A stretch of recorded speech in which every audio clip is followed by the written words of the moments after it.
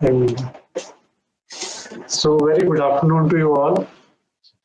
So, we deeply regret the delay caused. Actually, we were facing some technical issues. Because of this, we got late by almost half an hour. Anyway, so let us start with. So, today I'll be covering the basics of cloud GIS. So, I'll start with the fundamentals. What is cloud computing? Then we'll cover what is cloud GIS. Then we will see a practical demonstration of a free available cloud GIS service on Google Earth Engine. So, first thing is,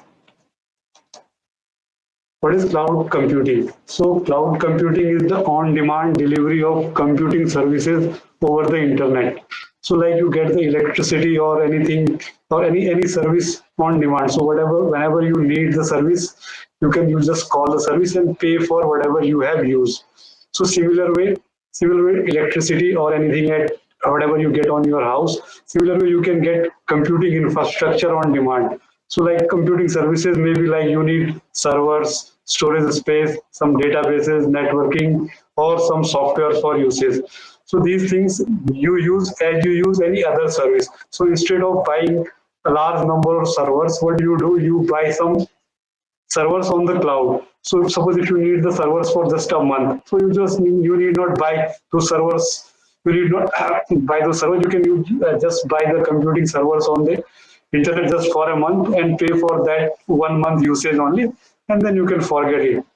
So the cloud computing eliminates the need for buying, owning, and maintaining physical data centers or servers. So you need not buy anything on your premise. You can just get those things on any cloud service provider. So they will provide you the services and charge for your usage only. So you need not maintain those things on your premises. So what are the benefits of cloud computing? So if you see cloud computing, the most important benefit is like economical.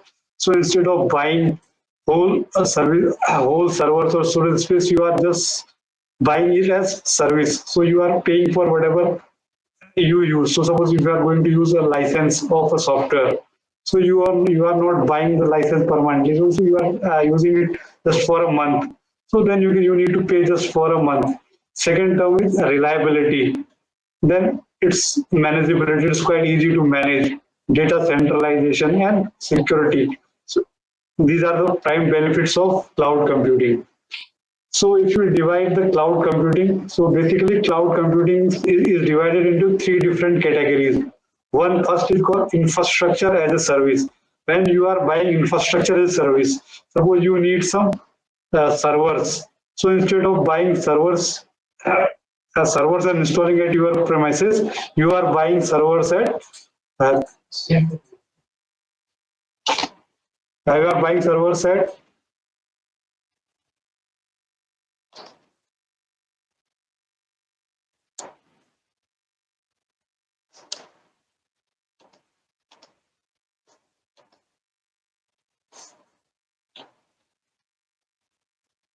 so first is infrastructure as service or IaaS. So if you need servers, so you can buy infrastructure as server. Like you can buy servers at the cloud and use it as it needs. But you need to manage the servers on your own. Next thing is like platform as a service. So you can buy instead of just servers, you can buy entire platform as well, like your servers plus associated operating systems also. So that is called platform as service, or you can buy software as service. So suppose instead of getting server, so suppose if you want to do some development on the some development or something, like you want to use some software only. So in the software, when you buy software as service, so you get platform plus infrastructure plus the software as well. So then you get all the three things together. So basically infrastructure as service, platform as service, or software as service. So next thing, geospatial cloud. So what is geospatial cloud? So cloud platforms combined with GIS is cloud GIS. So cloud GIS gives the ability to analyze massive amount of information. So actually cloud already you can see that very huge computing infrastructure is available to you. Plus, on that infrastructure, a lot of data, geospatial data is available. So you can analyze a lot of data quite easily using any geospatial cloud services. So geospatial cloud services introduce a new scale of location intelligence to your infrastructure. So today I will be demonstrating a freely available cloud GIS service that is called Google Earth Engine. So the basic Google Earth Engine is a planetary scale platform for Earth science data and analysis. So it includes more than 30 years of historical imagery and scientific data sets. So almost all freely available satellite imagery is available on the Google Cloud. So like all the data sets available from Landsat or Sentinel, plus any other, actually many other universities are providing various scientific data sets. So the scientific data sets which are freely available on the internet are even available on Google Cloud as well. So Google Cloud gives you the access to the various data sets plus computing infrastructure as well. So you need not, so you just need an internet connection and a Google account for using these services. So plus it has over 20 petabytes of geospatial data, and the data is constantly increasing over the time. So plus Earth Engine, so even after this, Earth Engine is giving APIs for accessing the data and computing resources. So Earth Engine APIs are available in Python plus as well as JavaScript, plus it is available in REST also. If you are going to use JavaScript, so it gives you a web-based code editor also for interactive development. Or suppose if you are going on, so either you can install libraries on your local system, or even directly you can use Google Colab, or if you are using Python, you can use Google Colab, or if you are using uh, JavaScript APIs, you can use Google Code Editor. So let's start how to get started with Google Earth Engine. So for getting started with Google Earth Engine, first you need to have you need to get your Google account linked to the Google Earth Engine. So just you can go to the link signup.earthengine.google.com. So you need to just send a request for Google Earth Engine account, and within hour or within a day they approve your request. If once a request is approved, then you can access the Google Earth Engine. So Google Earth Engine has a, if you are going to use, if you want to use JavaScript, so Google Earth Engine has an inbuilt JavaScript editor. So you code, or that is called code editor. So in code editor you can directly write your code and run it. Plus, if you are going to use Python-based APIs, then you can use Google Colab, or those Python APIs you can install on your system, or then you can use Google, Jupyter Notebook for accessing those things. So for accessing this code, suppose if you want to use JavaScript, then you can just directly go to the code.earthengine.google.com. So this was the basic theory. Now let us go to the practical. So if you search on Google Earth Engine,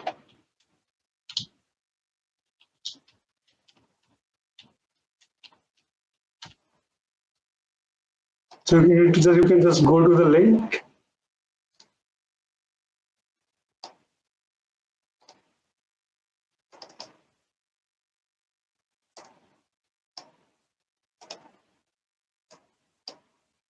Then you can just go to the sign up.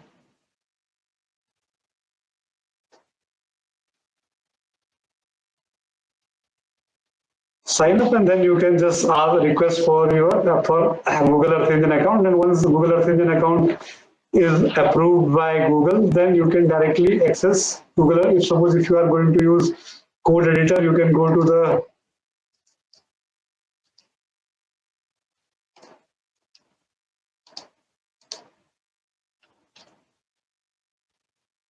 code.earthengine.google.com, and then you can just log in with your account, and here you can write your JavaScript code.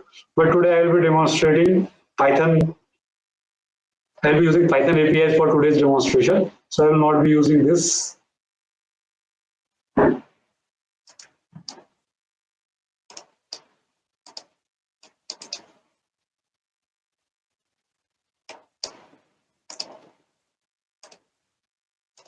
So first thing, you need to go to Google Colab if you want to use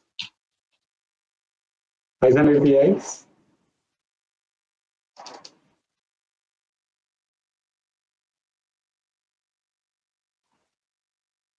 So once you sign in, then you can create a notebook.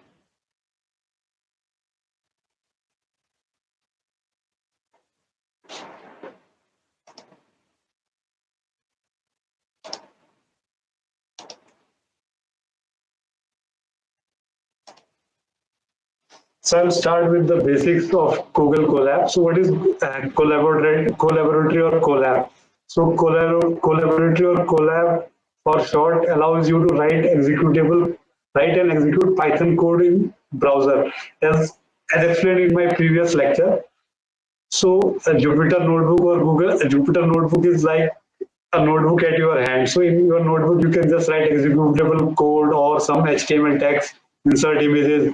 So it's like you are writing the code on your notebook. So you are writing executable code plus some description of that code. Like you can write HTML text, latex, equations, or you can insert figures. Then you can share the code with your friends and so on.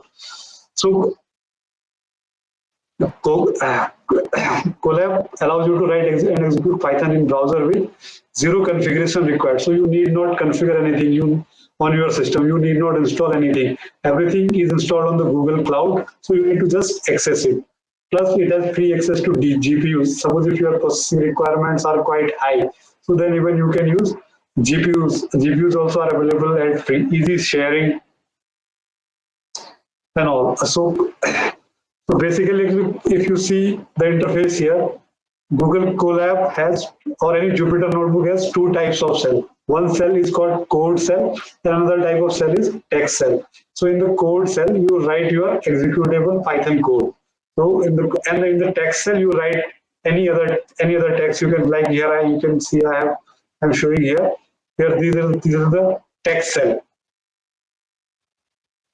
So suppose if you want to insert a new code cell or text cell, on the top left here you can see there is a sign called plus code. So plus code will insert a code cell, and plus text cell will insert a text cell. So now suppose here I have written a statement called print hello. So this is a executable or code cell. So once the code is written here, print hello.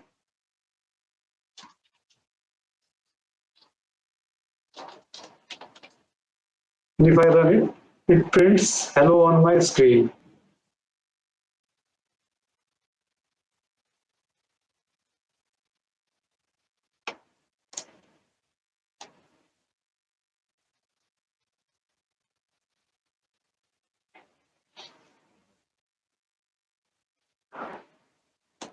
Similarly, suppose if you have to write some text, so you can insert a cell of type text. Then you can write here formatted HTML formatted text, or you can write even in latex. Like here you can see that I have written code here like this is a text cell, and it shows a formatted text string. Or even you can write equations in latex and see it. So let us start. This was the basic to the Google Colab. So once you got your Google Earth Engine account, so first thing for starting with Python, you need to import EE package. So EE is Earth Engine package. So for getting started, first you need to import the Earth Engine package. So import per Earth Engine package with all Earth Engine libraries got. You have imported Earth Engine libraries to your runtime environment. First thing to start Google Earth Engine, so first you need to authenticate your account. So for that, you need to call dot authenticate. So e dot authenticate will ask for your username and password. If those things are verified, then you need to call e dot initialize. So e dot initialize will initialize the Earth Engine library. So let us run this code. So if I run this, then it shows me a link here, like to authorize access needed by Google Earth Engine, open the following link in web browser. So if you start it here, then you need to just give your access and allow. So then it gives you a token, access token. So this token access, you need to just paste here or verification code. So once this is done, then your Google Earth Engine account is authorized for access. You have accessed your account to your Google Earth Engine account to be accessed by the Google Colab. Now let us see. Once AE authorized, let us see. Let us do some initial testing whether we are able to access the data available on the Google Earth Cloud or not. So for the first thing, what I am doing, I am accessing an image. Actually, Google Earth Engine as I explained, Google Earth Engine contains a lot of data available. So actually, what happens? Every image has been given an ID for. So later I will show you that how to know which all different images are available on Google Earth Engine Cloud. For the time being, we can assume that there is a image with ID, this particular ID USGS/SRTMGL1bar003. So this is the image which I am going to access. So for accessing an image, I need to call the constructor ee.image. So ee.image, then the ID or name of the image which we want to access. So we are storing it in a variable called dem. Then we are creating a point geometry. So point geometry with given latitude and longitude. Now this is a digital elevation model. Now suppose if you want to know the height of some particular point. So for that, we are creating a point for which we want to extract the height. So then if you just call a function on this particular image, dem.sample. So dem.sample at this XY location and at which scale you want to sample. And you want to sample the data at 30-meter scale.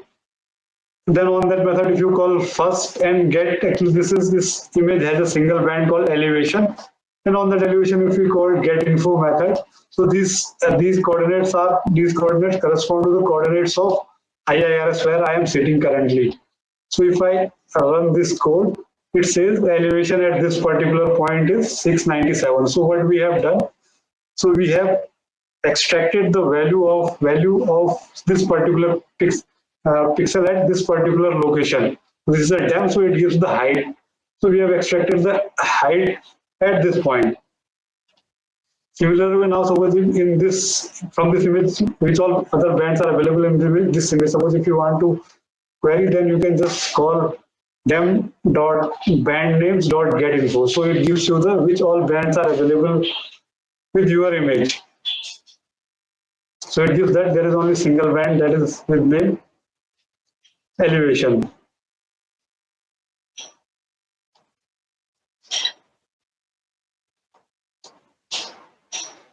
Similarly, suppose if you call a method called getMapID. So getMapID returns other information about your image, like image, what is the address of your image, then map ID. So actually this map ID means tile fetcher or some token associated with this particular image. Now suppose if you want to search which all images are available on the Google Earth Engine and how do you know that what name to pass to this image constructor. So you can just go to the Google and Google Earth Engine data catalog.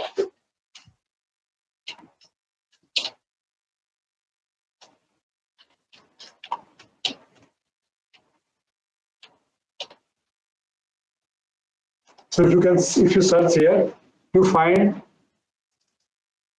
the whole catalog of data available at the Google Earth Engine. So here you can see that these are the different data sets available on the Google Earth Engine. Like if you are interested in surface temperature, you can click here. If you are interested in climatological data, then you can go to the climate or atmospheric data, weather, or if you are interested in imagery if you are interested in Landsat, Sentinel, models, or anything. Suppose if you are interested, you want to search for Landsat images or Sentinel images, you can just click on the Sentinel images, and here you see the description like Sentinel 1 images, Sentinel 2, Sentinel 3 or Sentinel 5. Suppose if you are interested in Sentinel 2 MSI images, you click here. Then actually there are different types of products available in, or even on Sentinel-2. Like if you are interested in surface reflectance or TOA. So suppose if you are interested in surface reflectance, then you will see, if you click here, then you see the description. So here you can see like this. This is the ID of this image or image collection. So you need to use this. So you can search on Google Earth Engine data catalog, and you can search on Google catalog for the images of your interest. So from there you get the image ID or image collection ID to be used. So like here, if I am interested in Google Sentinel-2 MSI surface reflectance data, so I can use just this Copernicus/S2_R SR. Or suppose if I want to get TOA product, then Copernicus/just S2. So from Google Earth Engine catalog, we can get the ID of our image or image collection. So next, for interactive mapping, I will be using a library called Folium. So Folium is a library that can be used to display EE.image or EE.image collection after reducing it. So Folium is a leaflet library. Actually, Folium is a leaflet library. So let us see how do we create a Folium map. So for that, first you need to import the Folium library. So I've imported here Folium library. Then you can call the function folium.map. Folium.map, and you need to pass it at these arguments. Location. So this location, and this will be the center of our map. So location 30 and 78. So when we just open the map, so the map will be centered at this position. And next argument is zoom start. So at what zoom level you want to show the image. Then the height, like what is the height of your map. But you can ignore this argument for the time being. Then suppose I am passing visualization parameters, and you need not worry about this. So there again, I am calling an image dem.image. Then suppose if you want to display this particular image on the map. So first thing what you need to call the getMapID function and pass it the visualization parameters. So then it returns a map dictionary. So if I call this, now I'm going to add this raster image as a layer in Folium map. So I am calling Folium.raster_layers.tile layers. So I'm displaying it as a tile layer. So the tile layer, I need to pass the following arguments. First is map IDs tile fetcher. And suppose if you want to display some attribute on that map as well, those also can be passed as an argument to the attribute. So once layer is created, then you can just add this layer.add to dem map. So later on you can add this layer to the dem map. So if I add this, now you can see that entire dem gets overlaid on the Folium map.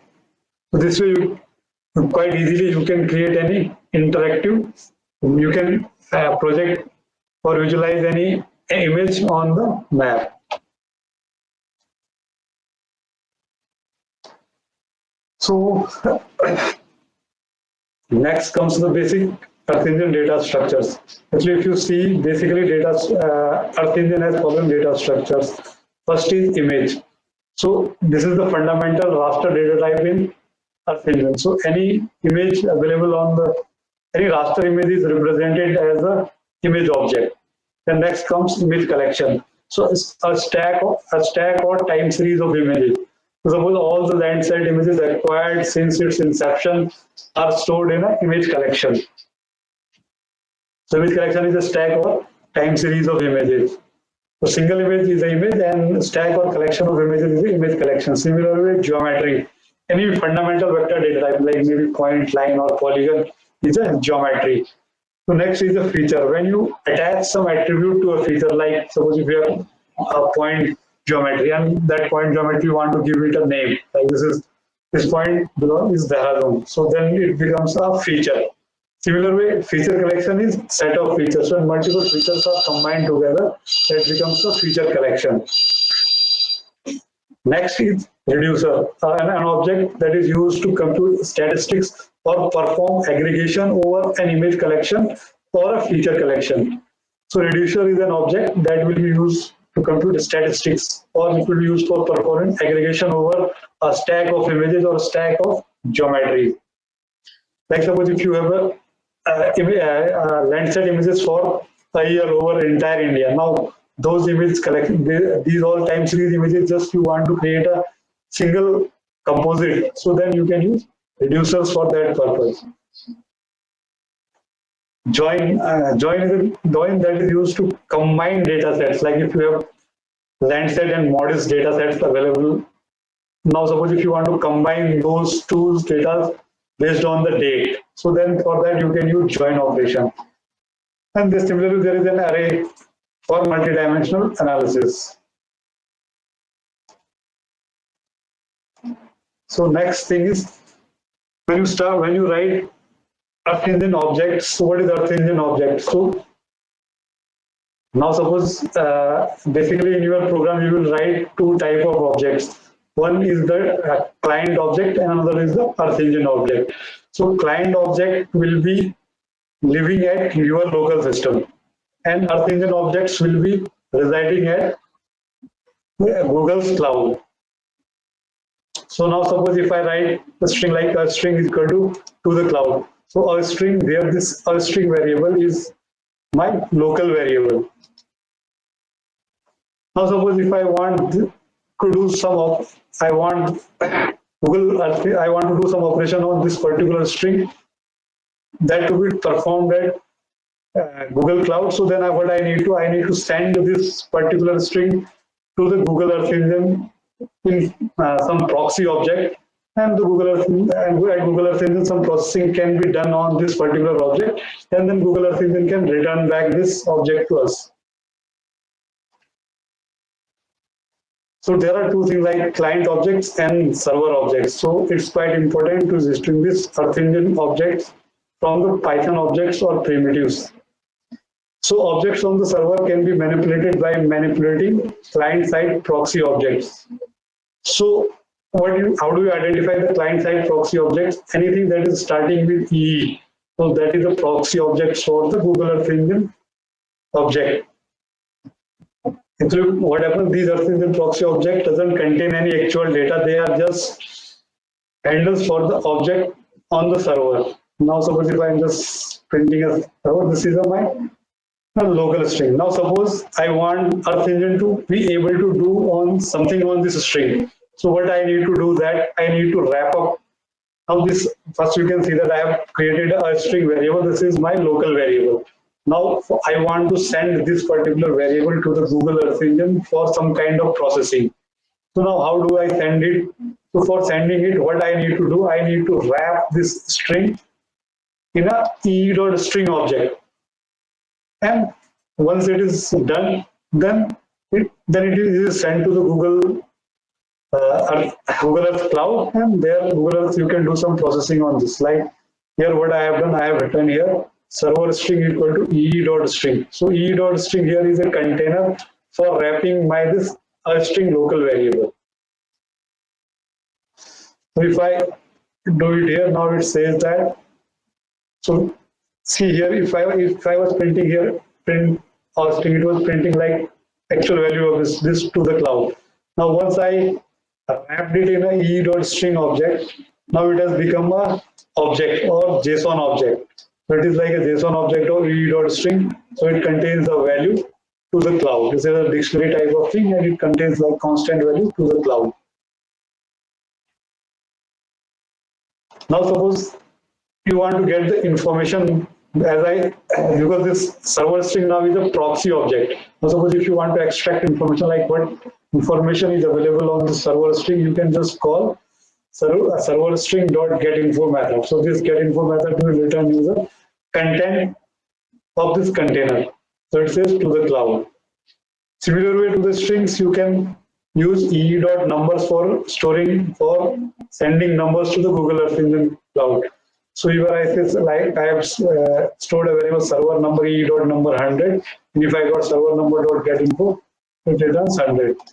Similar way, suppose if you want to create a list, so then you can call a function called ee.list. ee.list 1, 2, 3, 4, 5. You can pass all the elements, or just you can call a function ee.list.sequence. So sequence 1 to 5 or 1 to 10 and so on. So once these are created, then you can just call get info functions to get information about this. Suppose instead of this I want 8, 10. So then I can just call them and sequence dot get info returns me info. Similarly, you can create dictionaries. Suppose here I have created a Python dictionary, with Jack and Joe are two keys and values 1 and 2, and now I want to send this dictionary to the Google Earth Engine for processing. Then I can just call ee.dictionary. So any object starting with e is a server object. Server dictionary is equal to ee.dictionary file. Now suppose you want to extract for the key, what is the value? So server dictionary dot get, and you pass on the key for Jack and get info. Similar way, get info. Similar way, suppose if you want to create dates. So here I am creating a local datetime object, datetime now. And then suppose if you want to create a server object from this, you need to just call ee.date and pass it the local date object. So now suppose if you want to get the year from this, ee.get year and this.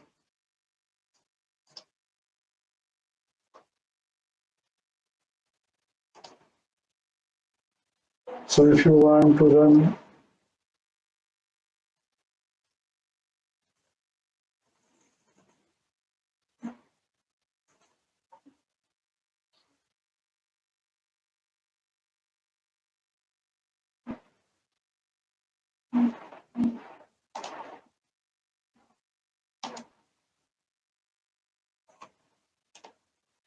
so similarly, now let us see that how do we visualize images in Google Earth Engine. So for visualizing an image, first thing you need to know the name or ID of the image which you want to visualize. So as I explained, you can search for the images of your interest in Google Earth Engine Cloud. From the Google Earth Engine Cloud, you get the ID of your image or image collection. So suppose you want to visualize an image like SRTM 90 meter DEM. So first thing you need to call the ee.image constructor, ee.image, and pass it the name of your file. Because if I am calling it ee.image, so it returns me an image object. Now if I run image.getInfo function on this function, it returns me the description of this particular image. Like if you see band, so it has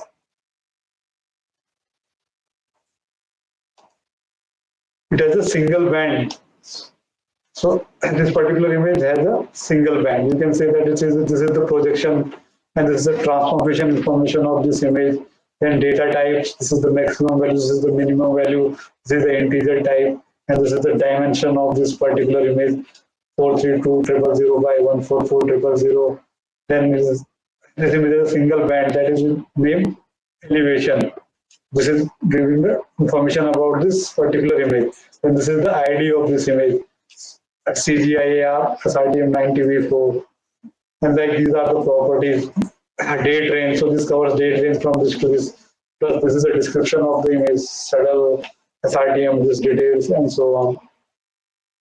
Then these are the tags, and these may be set size, when it was acquired, visualization gamma, and other variables, and so on. So by calling image.getInfo function, you can get the metadata about the image.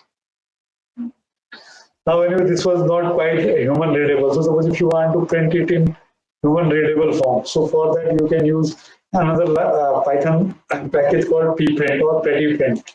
So first thing you need to import pprint, and suppose if you got pprint.pprint, then here if you pass image.info, then you can see that it has printed it nicely. So now it's quite discernible and easily readable. So with using pprint, you can format or print your string in a well-readable form.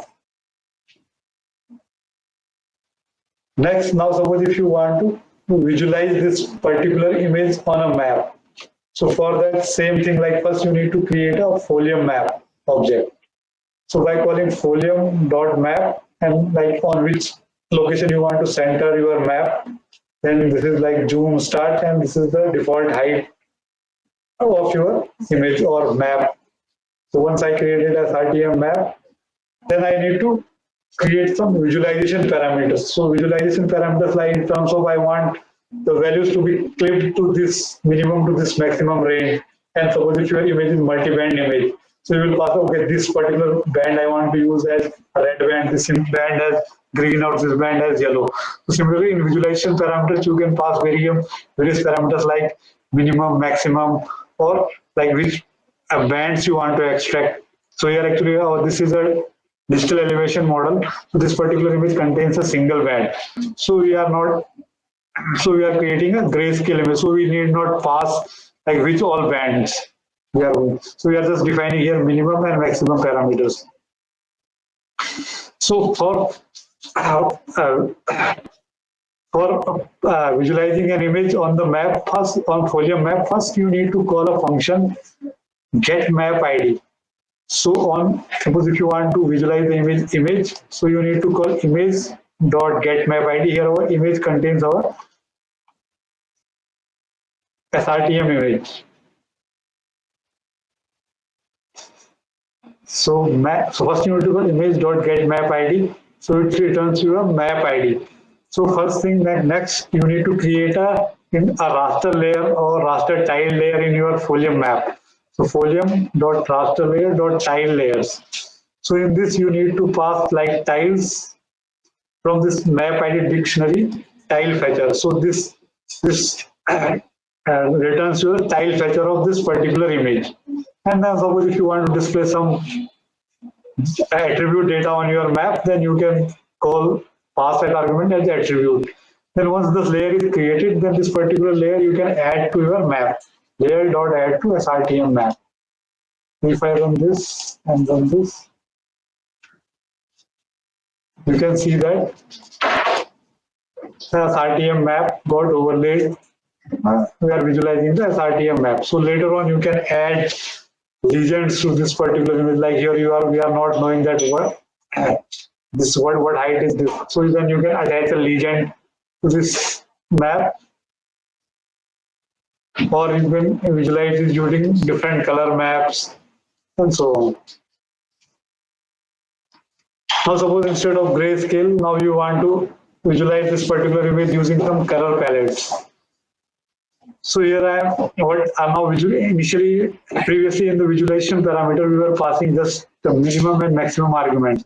Now here we are passing it as color palette as well. Now visualization parameter minimum value, this is the maximum value, and palette blue, green, and red. Now we want to visualize this particular image using three color palettes. So same thing will be repeating like map id dictionary image dot get map id. Then add layer. Only difference here is that visualization parameter contains now three parameters: one minimum, maximum, and color palette to be used for this. Now if I do just this, it adds now one more layer.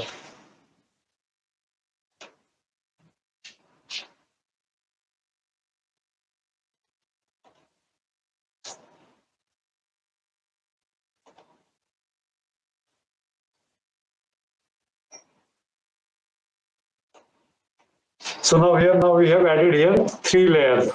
One is default layer, SRTM, and other map. So now here we have added just the color palette. So now here we are similar way. This way we can visualize any single band image using any color palette or some different color map of our choice.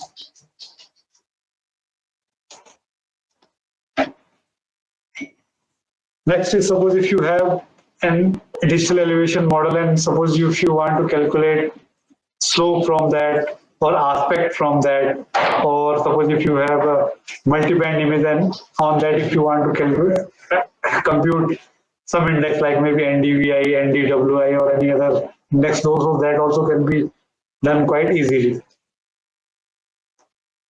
So suppose now let us see, now again same thing, I am creating a SRTM thing here, SRTM image, then creating a map.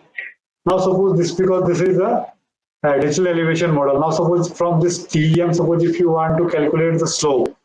So what you need to do, you need to just call ee.terrain. So ee.terrain, and in that terrain there is a function available called slope. So if you call ee.terrain.slope and passes an DEM image, TEM image, so then it returns you a slope image.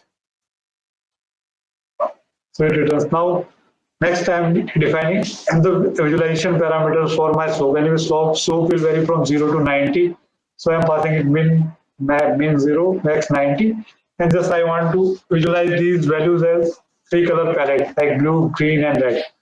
So maximum elevations will be shown in red color, then green, then blue. Then calling it is the same function. First calling get map ID function and pass it the visualization parameters. And then folium.raster layer dot tile layers. And here anyway tile is equal to map ID tile fetcher. And this is some attribute of this. Then finally we are adding this layer to the SRTM map. When this is done, then if I just print SRTM map, it is the map. So this is the slope calculated from the SRTM digital elevation model. Similarly, we can calculate similarly, you can calculate other parameters from the digital elevation model as well. Slope, aspect, or any other parameter, like you can create hill shade and so on.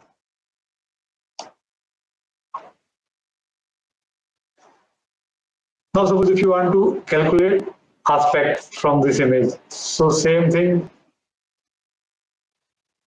Now we are calculating same aspect e.terrain.aspect. There we call e.terrain.slope. Now we are calling e.terrain.aspect and passing it the digital elevation model image. Then once this is done, we are converting it to so aspect is sinusoidal of our elevation. So if I call aspect dot divide by, I am converting first divide by 180 and multiply by math dot pi. So I am converting it from degrees to radians and getting the sinusoidal sign of this. So this is the aspect of my image. So aspect and convert is and sine image. So I am e dot aspect will converts gets the aspect of this image. Now suppose if I want to convert, I want to get sinusoidal of that aspect image. So for that first I need to convert this aspect is in degrees. So aspect I need to convert it to radians, and on the radians value I can call sine or cos of that particular image this way. Now next visualization parameters, anyway after I have converted it to a sinusoidal image, now the values will be in the range -1 to +1, and these other parameters are same. These are around it. We get a sinusoidal image. So this is the aspect image. So this way we can get the aspect from the digital elevation model. So you can see these are the aspects at different places across India, or this is calculated across the entire SRTM image. Next thing is image collection. So as explained previously, an image collection refers to a set of Earth engine images. So a single day's image of Landsat is a single image. And suppose if I am seeing a time series of images, like all the images acquired over India for last 1 month. So these all images together will form an image stack, and this is called in Google Earth Engine's parlance a image collection.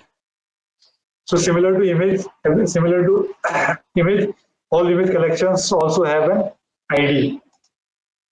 So like suppose if you want to see the all Landsat 8 top of atmosphere product, so all the top of TOA product of Landsat 8 has this particular image collection ID like Landsat/LC08 C01 bar 20 TOA.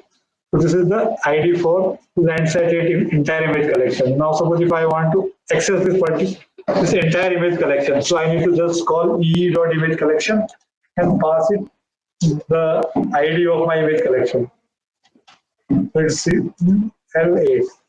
Now suppose because this is a very huge image collection. Now suppose if you want to filter this is the image collection of all the Landsat images acquired over the world since 2013 to till date. Now because you will not be interested in all the images. So you will be interested like I'm interested in this particular area only, or if you are interested in from this time to this time only. So this way now first you need to filter your image. So you can filter your images either temporally, spatially, or using different parameters. There are multiple filters available. So basically, suppose if you want to filter your image collection spatially, so first for this you need to create your geometry of your interest. Suppose if I am interested in this particular rectangular area only, so I first create a geometry in which I am interested. Now let us visualize that how my geometry looks like. So suppose I am interested in Uttarakhand only. So I want to filter the entire Landsat image collection only for Uttarakhand region. So for that I have just created a geometry or a polygon for Uttarakhand only. So now for this, so what I need to go spatially filtering in my image collection dot filter bounds. L8 is my image collection because here you can see I have created an image collection. I have accessed the e.image Landsat TOA image collection and assigned it to a variable called L8. Now L8 I am going to spatially filter for Uttarakhand region.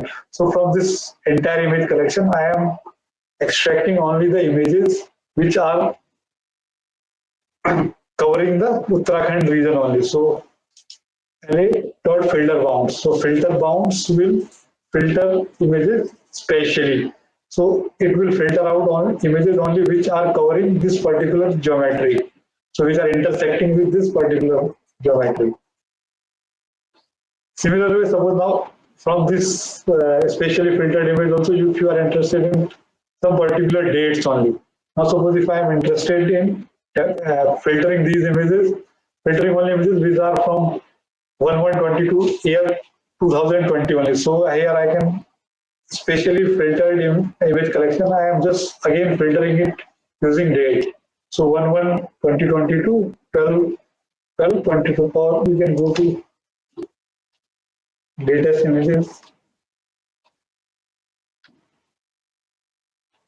Or 110 to 3110. So this way you can temporarily filter. Similarly, like suppose if you want to print the metadata about this data, so preprint temporary filter dot first.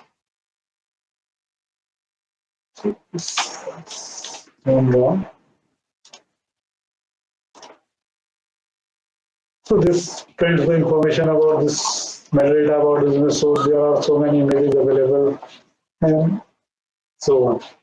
Now suppose if you want to sort this image collection using some cloud cover, like if you want to sort the images using cloud cover, like minimum cloud cover on the top and so on. Now this temporary collection, if you want to sort using the parameter called cloud cover. Like if you are interested, you want to see only the image which has least cloud cover at the top. So I'll just sort the image. So temporary filtered image dot sort by cloud cover. So we all this entire image collection will be sorted on the cloud cover based on the cloud cover. So now suppose out of that I extract the first scene. So sorted dot first will give me the first image. So this image will be the image which has least cloud cover. Now suppose if I want to visualize this particular image, anyway here I have a feature collection Uttarakhand map. Now similarly I am now defining the visualization parameters, like I want to display. So previously we were just passing like minimum, maximum, and some color palette. Now this is a multi-band image. Now this particular this has multiple bands. Now suppose if I want to display this image as like B5 as red band, B2 as green, and suppose I want B3 as blue band. So then I can pass this visualization of bands. Then this other things are similar only. Now if I run it, here you can see that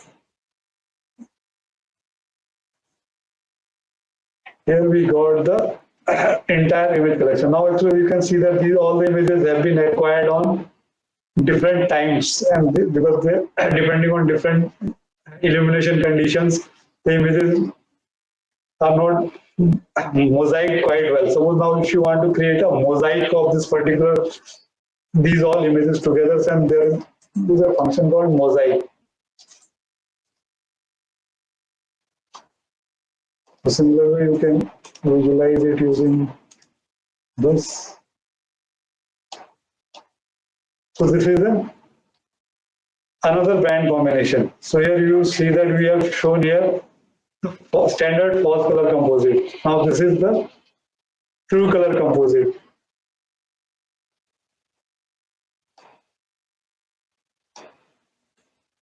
Now next thing is compositing with the reducer. Now suppose for this image you want to mosaic all the images together. So for this first thing, like here we have created an image collection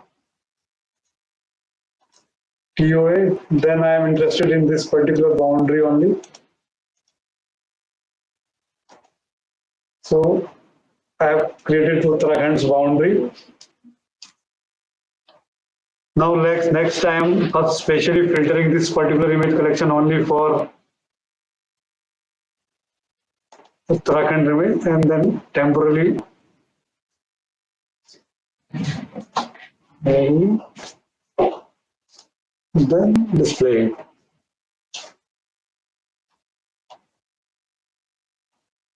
So here you can see that this is the stack. Now suppose if you want to create you want to reduce this images, like there are multiple overlapping images. Now suppose if you want to create a single composite of these images like median. So wherever there is an overlap, you just want to calculate the median of all the pixels in those regions. So you can just create a single image. Even the image collection you can call filter.median. So filter.median will calculate the median of all the overlapping area. And the pixel is represented as a median of all temporally intersecting pixels.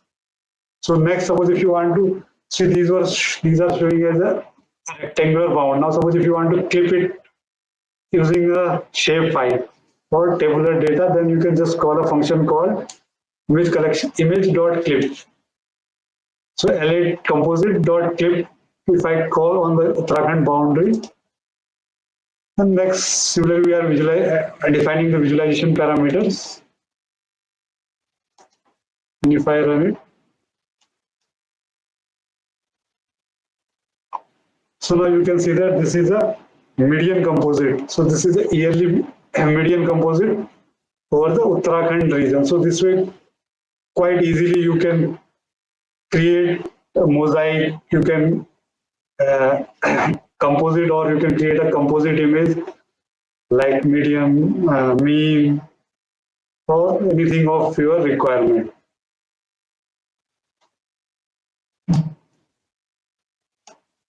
So that's all for today. So this entire tutorial was taken from the Google Earth Engine website. So you can visit for more information. You can visit Google Earth Engine website. So there are a lot of documentaries, lot of tutorials also are available. So you can follow those tutorials for further studies. That's all. Thank you very much for today.